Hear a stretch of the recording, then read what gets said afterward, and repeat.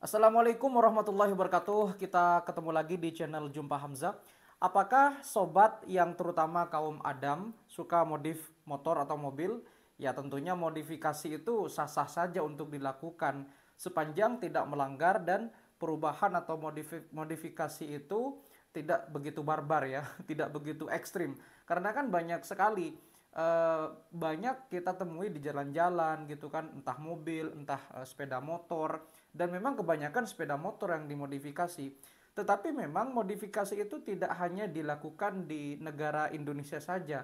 Banyak sekali negara-negara yang tentunya memodifikasi kendaraan mereka baik roda 2 ataupun roda 4 tentunya untuk memperindah atau untuk membuat terlihat lebih keren atau lebih cool ketika dimodifikasi. Misalkan modifikasi minimalis hingga yang paling maksimalis.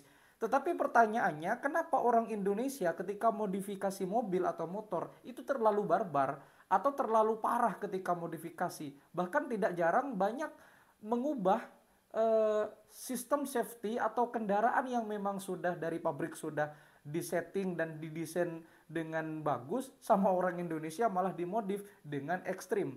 Padahal orang Jepang yang ternyata di sana adalah rata-rata negara penghasil roda 4 atau roda 2 atau dunia otomotif itu kaget ketika melihat modifikasi yang dilakukan oleh orang Indonesia. Nah, pertanyaannya kenapa orang Indonesia itu ketika modifikasi suka barbar? Apa yang terjadi dengan orang Indonesia? Apa memang kendaraan-kendaraan ketika masuk Indonesia itu tidak sesuai dengan orang Indonesia? Kita bahas bareng-bareng. Putar dulu intronya.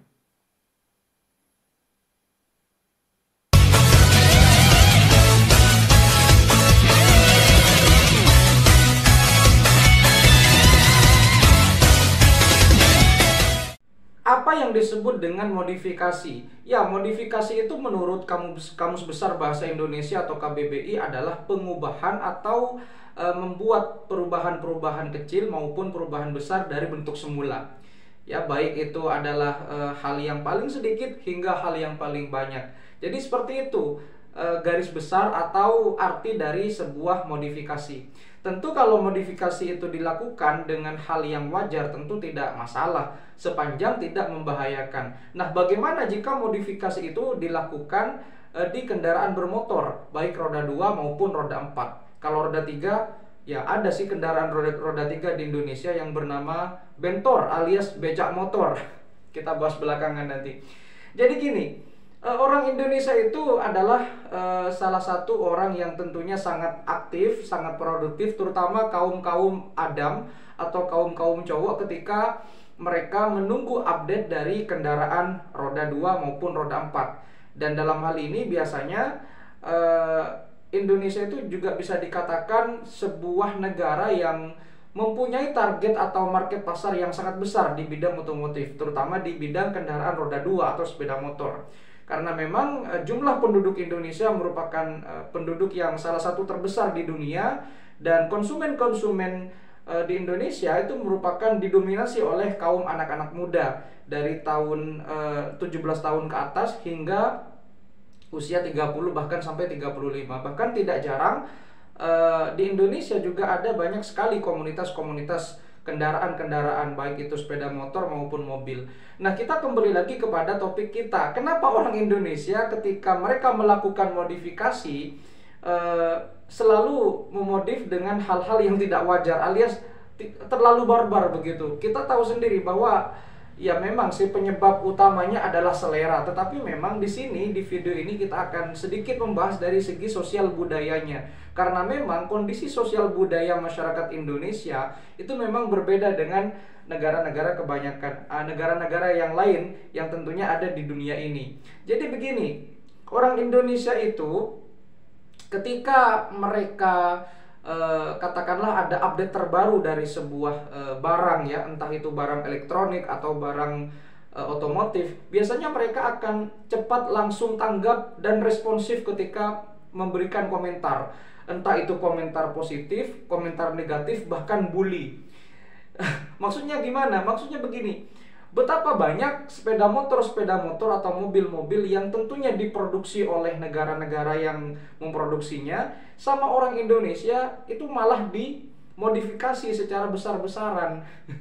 Ya tentu kalau kita melihat undang-undang yang berlaku di Indonesia, modifikasi itu sah-sah saja ya, sepanjang ya tidak menyalahi atau tidak mengubah besar-besaran. Misal nih, mengubah rangka, mengubah mesin, kemudian bore up mesin, atau bahkan mengubah cat atau warna di kendaraan bermotor tersebut, atau bahkan mengubah ban ya. Kita sering melihat itu ban cacing ya yang berseliweran di jalan-jalan itu, yang konon katanya dipercaya bahwa ban cacing itu ketika diaplikasikan ke sepeda motor, katakanlah sepeda motor yang gede gitu kan, itu ternyata diyakini bisa lebih responsif dan bisa lebih gesit, dan tentunya disukai oleh para cewek-cewek. Ya itu salah satu alasan yang berkembang di masyarakat. Tetapi memang kebanyakan orang Indonesia memodifikasi motor atau mobil itu dengan spare part aftermarket yang ternyata kadang-kadang mohon maaf kualitasnya juga agak rendah dari standar pabrik. Jadi orang Indonesia itu memang seleranya memang suka komentar. Nah, di Indonesia itu pernah beredar ada sepeda motor yang dikeluarkan oleh salah satu brand besar di Jepang ya. Salah satu motor itu kalau nggak salah namanya CS1. Jadi sebenarnya CS1 itu sangat futuristik. Ini hanya contoh saja. CS1 itu kalau nggak salah dikeluarkan di tahun 2008, tetapi faktanya adalah orang Indonesia nggak suka motor kayak gitu. Jadi CS1 itu kan motornya adalah hybrid. Dia bebek bukan, kemudian underbone juga bukan, motor gede juga bukan. Ya jadi hybrid, campuran antara motor laki dan juga motor bebek. Sehingga pada waktu itu padahal CS1 itu memiliki performa yang cukup bagus, 125 cc, dan meraih penghargaan Bike of the Year di tahun 2009 kalau nggak salah. Tetapi hanya bertahan berapa tahun ya, mungkin 2013 udah discontinue tuh CS1. Gara-gara kenapa? Nggak cocok dengan pasar orang Indonesia. Jadi pasar orang Indonesia itu harus murah, kemudian keren, cc-nya gede, dan tentunya disukai oleh para ciwi-ciwi. Ya begitu orang Indonesia, sehingga motor CS1 itu mungkin suatu saat akan jadi barang kolektor ya suatu saat. Dan sekarang secondnya udah mulai dicari oleh para penggemar mobil atau motor-motor jadul. Ya itu hanya contoh saja.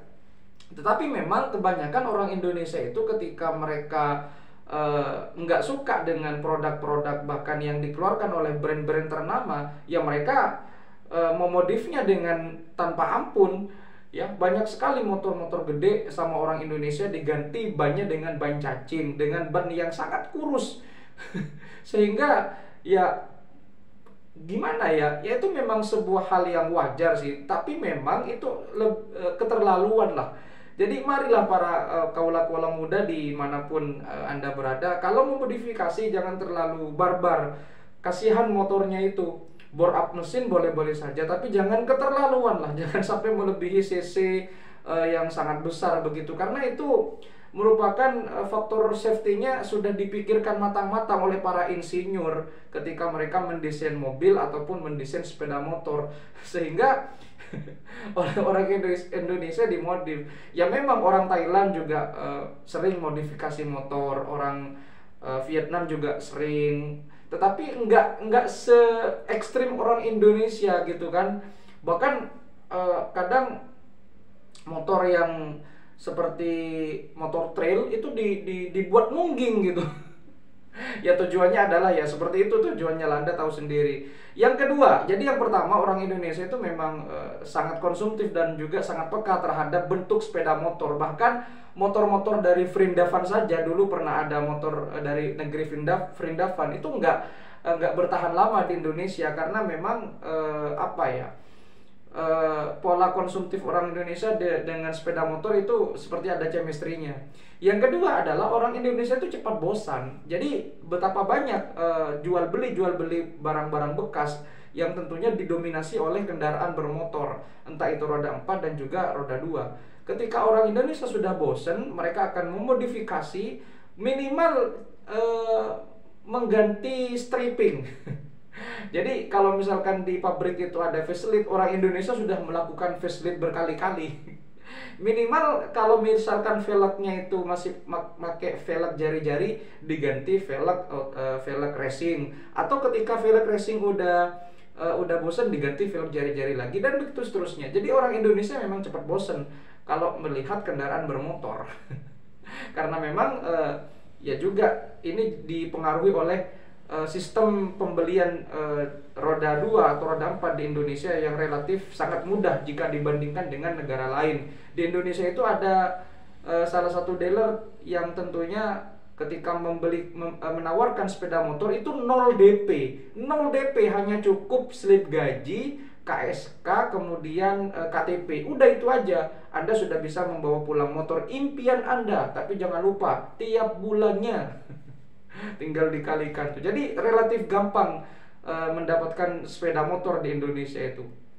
Itu yang kedua ya, orang Indonesia cepat bosan. Kemudian yang ketiga, orang Indonesia itu kenapa kok ketika mereka memodifikasi kendaraan bermotor terlalu barbar? Karena orang Indonesia itu suka eksperimen. Contohnya gini, knalpot yang udah standar oleh orang Indonesia itu diganti knalpot bodong. Walaupun ada operasi besar-besaran, mereka tetap aja masih berkeliaran. Dan ini tentunya sangat membahayakan ya, karena membuat kebisingan dan sangat mengganggu pengguna jalan yang lain. Kemudian yang keempat adalah orang Indonesia itu memang bandel. Ini yang sulit diobati nih, bandel. Kalau udah orang Indonesia, walaupun peraturannya diterapkan seperti apapun, kalau misalkan tetap bandel ya bandel. Sehingga ini perlu perhatian khusus dari pemerintah.